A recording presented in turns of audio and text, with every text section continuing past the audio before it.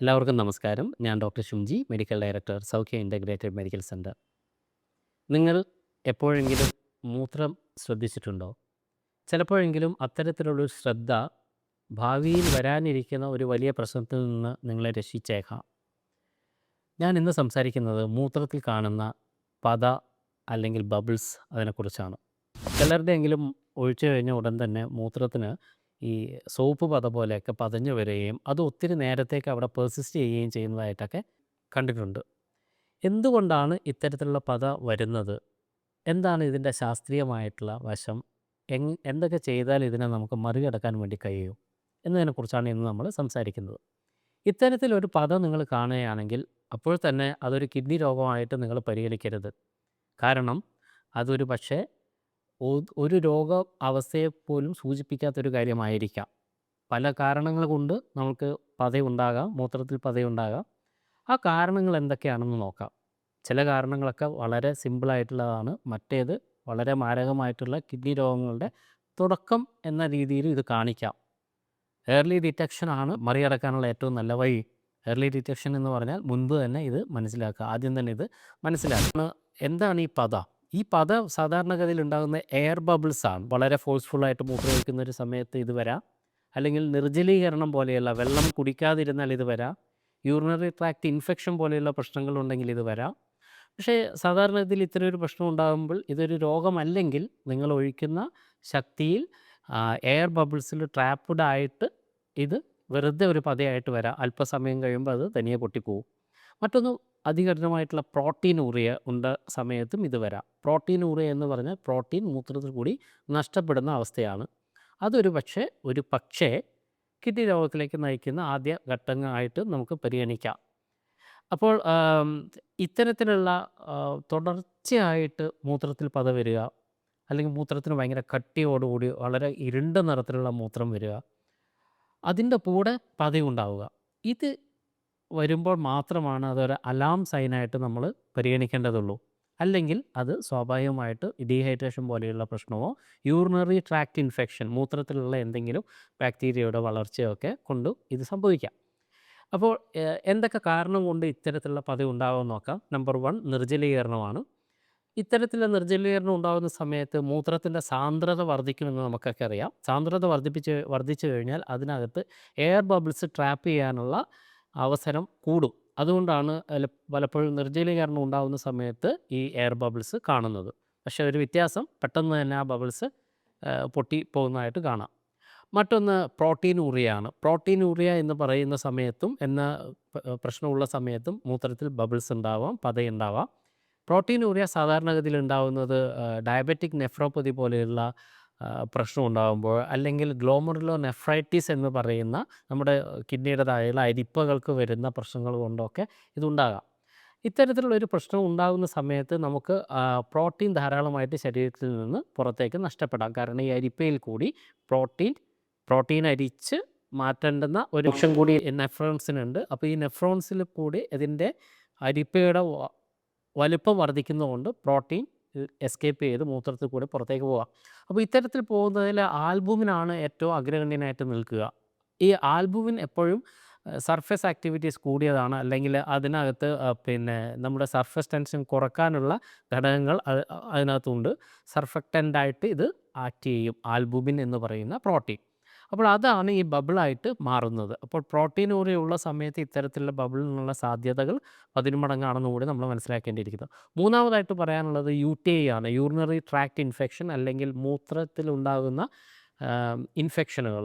അത്തരത്തിൽ ബാക്ടീരിയ അല്ലെങ്കിൽ ഈ പറയുന്ന UTI സമയത്ത്, യൂറിനറി ഇൻഫെക്ഷൻ വരുന്ന സമയത്ത് മൂത്രത്തിലുള്ള പസ്സിൻ്റെ അളവ്, അല്ലെങ്കിൽ അതിനകത്ത് വരുന്ന വെളുത്ത രക്താണുക്കൾ, അതുപോലെ തന്നെ ബാക്ടീരിയകൾ, ഈ ബാക്ടീരിയകളുടെയും പസ്സിൻ്റെയും അല്ലെങ്കിൽ പഴുപ്പിൻ്റെയൊക്കെ പ്രസൻസ് ഉണ്ടാകുന്നത് കൊണ്ടാണ് അവിടെ ഈ പറയുന്ന പത ഉണ്ടാകുന്നത്.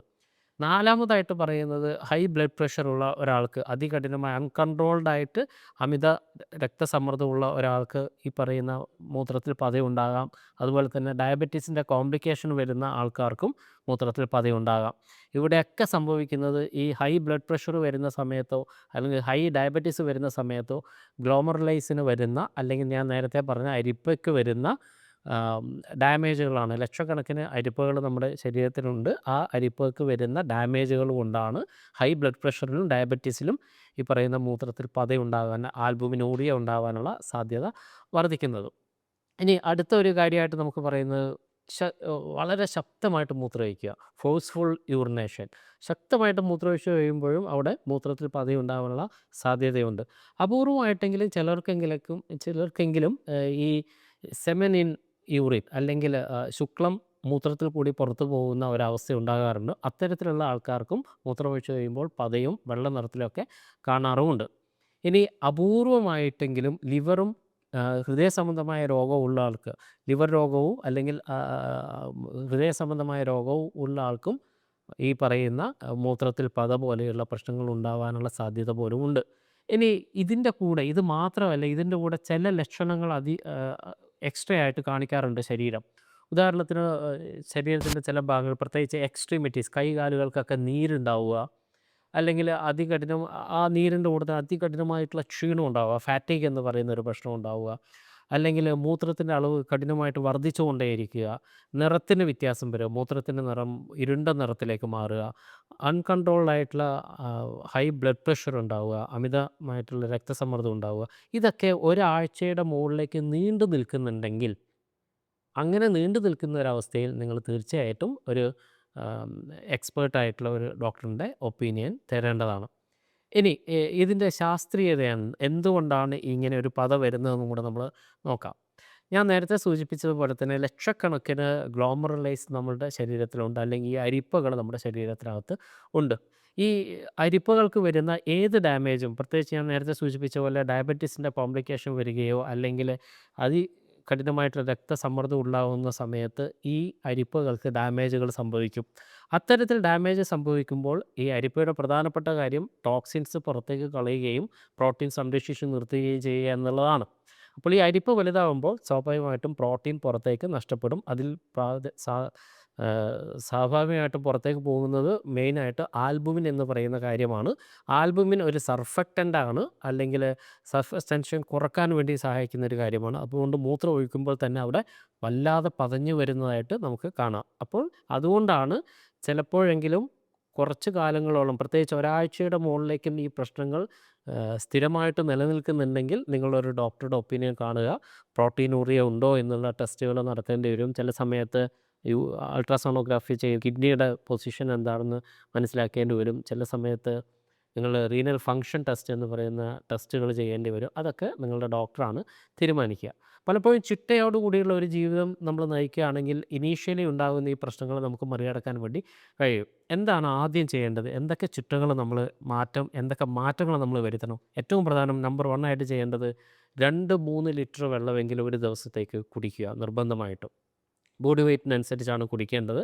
അതുപോലെ നിങ്ങൾ ചെയ്യുന്ന ജോലിക്കനുസരിച്ച് നിർജ്ജലീകരണത്തിന് സാധ്യതയുണ്ടെങ്കിൽ, അല്ലെങ്കിൽ നിങ്ങൾ സ്പോർട്സ് ചെയ്യുന്ന ആളാണെങ്കിൽ ജലാംശം നഷ്ടപ്പെടുന്നതിന് ആനുപാതികമായിട്ട് നിങ്ങൾ വെള്ളം കുടിച്ചുകൊണ്ടേയിരിക്കേണ്ടി വരും.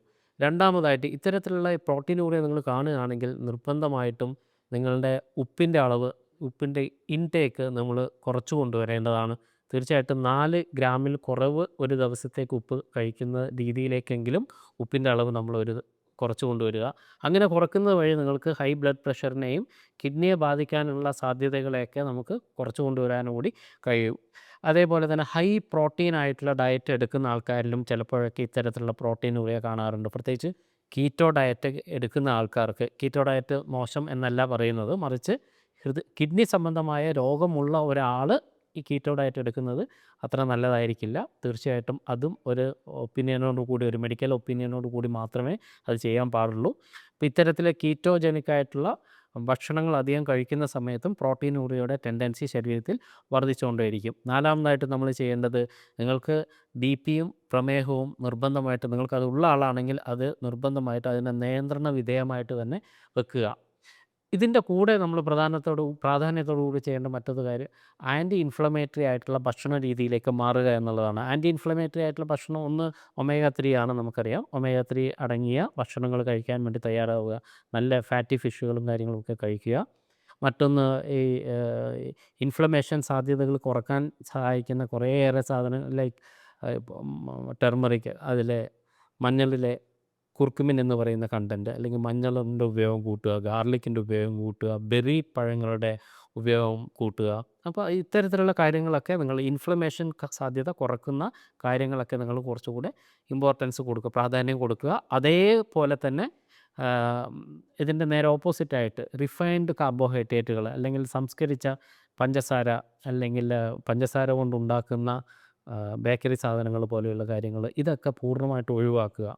റിഫൈൻഡ് കാർബോഹൈഡ്രേറ്റുകൾ എപ്പോഴും നിങ്ങളുടെ ശരീരത്തിൽ ഇൻഫ്ലമേഷൻ സാധ്യതകൾ വർദ്ധിപ്പിക്കുകയും അതുവഴി ഇത്തരത്തിലുള്ള പ്രോട്ടീനൂറിയയുടെ ടെൻഡൻസിയും ഇൻഫ്ലമേഷൻ സാധ്യതകളും വർദ്ധിപ്പിക്കുകയും ചെയ്യും. അതുകൊണ്ട് തീർച്ചയായിട്ടും ഈ ഉപ്പ് കുറയ്ക്കുന്നത് പോലെ തന്നെ പഞ്ചസാര കൊണ്ട് ഉണ്ടാക്കുന്ന സാധനങ്ങളൊക്കെ കുറക്കാൻ ശ്രദ്ധിക്കുക.